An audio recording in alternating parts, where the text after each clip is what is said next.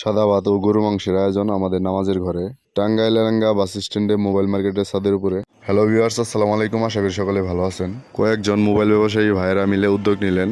আমরা যে একটা নামাজের ঘর তৈরি করেছি মোবাইল মার্কেটের ছাদের উপরে, আপনারা অনেকেই দেখেছেন আমার আগের একটা ভিডিওতে। আমরা যারা ওই ঘরে নামাজ পড়ি তাদের সবাইকে নিয়ে পিকনিক খাবে, তাই আজকের এই আয়োজন। আজান দিয়ে দিছে জোহরের নামাজের টাইম, সবাই ওযু করতেছে।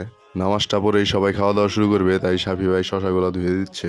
এখানে যারা আছে সবাই ভাই ব্রাদার, সবার সাথেই খুব ভালো সম্পর্ক আমার। সবাই খুবই ভালো মানুষ এবং ফ্রেন্ডলি। পিন্টু কাকা সকাল থেকে অনেক পরিশ্রম করতেছে, চুলা তৈরি করা থেকে শুরু করে রান্না বান্না।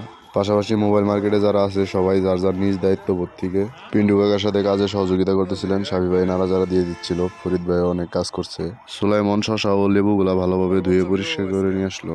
আমাদের রান্না করাও প্রায় শেষের দিকে। এখন সাদা ভাত রান্না করা হচ্ছে, গরম গরম সাদা ভাত ও গরুর মাংস। এটা এক অন্যরকম অনুভূতি, অন্যরকম স্বাদ। আপনাদের কাছে কেমন লাগে জানি না, এটা আমার প্রিয় খাবার বলতে পারেন। আমাদের মাংস রান্না করা শেষ, এখন নামাজের টাইম, আমরা নামাজ পড়বো, ভাত হইতে থাকবে। আর ভিডিওটা কিছুদিন আগের করা, 22 এপ্রিল 2026। প্রসেসিং করতে একটু সময় লেগে গেছে, প্রচন্ড রোদের জন্য তাকানো যাচ্ছিল না। ঠান্ডু ভাই শশা আর লেবু গলা কেটে দিচ্ছিল। আমরা যেহেতু এখন সবাই নামাজ পড়তে চলে যাব, তাই সাইফুল ডাইলের ডিশটা ঢেকে রাখছিল। দুপুর 1:30 বাজে, জোহরের নামাজের টাইম হয়ে গেছে। আমরা সবাই কাতারে দাঁড়ায় গেলাম। আমরা 35-40 জনের মতো লোকজন ছিলাম। 3 কাতার প্রায় ফুল হয়ে গেছিল। আলহামদুলিল্লাহ, জোহরের ফরজ ও সুন্নত নামাজ শেষ করে হুজুরের তালিম শুনতেছিলাম। এর মধ্যে একটু বাইরে বের হয়ে দেখলাম রান্নাবান্না কোন পর্যায়ে। রান্নাবান্না শেষ, কিন্তু শশা লেবু কাটা এখনো শেষ হয় নাই। ঠান্ডু ভাই কাটতেছে। ঠান্ডু ভাই খুবই ভালো একজন মানুষ এবং প্রচুর হেল্পফুল। ভাইকে অসংখ্য ধন্যবাদ এই রোদের মধ্যে বসে আমাদের শশা লেবু কেটে খাওয়ানোর জন্য। আজকে গরম অনেক পড়ছে, প্রচন্ড রোদ, তাকানো যাচ্ছে না রোদের কারণে।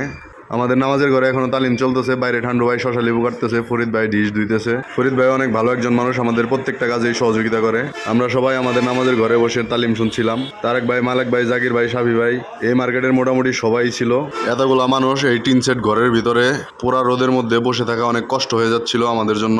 ফ্যান দিয়েও যেন গরম বাতাস বের হচ্ছিল, তাই আমি জানালার পাশে বসছি। এখানে পশ্চিম দিক থেকে একটু ঠান্ডা বাতাস লাগতেছিল, তাই এখানে বসছি। ফিরোজ ভাই, ছোট ভাই, রোকন, রুবেল ভাই, রাফি ভাই, শহর কাকা সবাই ছিল এখানে। নবীন, নাইস ভাই, হাবিব ভাই ওরা সামনে বসছে। ইমাম সাহেব তালিম পড়ানো শেষ করেছে, কিন্তু আমরা কেউই এখানে গরমে টিকতে পারতেছিলাম না, তাই বললাম সবাইকে খাবার দিয়ে দেওয়ার জন্য। তাই আমরা সবাই লাইন করে বসে গেলাম। আমরা মোটামুটি 4 লাইনে সবাই বসে গেছি। আমাদের খাওয়ানোর জন্য খাতিনদার হিসেবে দায়িত্ব পালন করছে সাফি ভাই, মালেক ভাই, মোস্তফা, সুলাইমন, ফরিদ ভাই। সবাইকে অসংখ্য ধন্যবাদ আমাদের সুন্দরভাবে পরিবেশন করে দেওয়ার জন্য। একবারে প্লেটে বেড়ে বেড়ে দিচ্ছে যাতে ঝামেলা না হয়। আর এই দিক দিয়ে ইমাম সাহেব মোনাজাত করে দিলেন সকলের শুভকামনা করে। বিশ্বাস করেন আজকে এত গরম পড়ছে বলে বোঝানোর মতো না। তার মধ্যে আবার সবই গরম, ভাত গরম, মাংস গরম, প্যান্ট পরে বসাটাও কষ্টকর হয়ে যাচ্ছিল। এত কিছুর মধ্যেও সব ভাই ব্রাদার মিলে একসাথে বসে খাওয়া দাওয়া করছি, এটার মধ্যে মজাই অন্যরকম। মোনাজাত শেষ, আমরা এখন খাওয়া দাওয়া শুরু করবো। আলহামদুলিল্লাহ, আল্লাহর রহমতে সবকিছু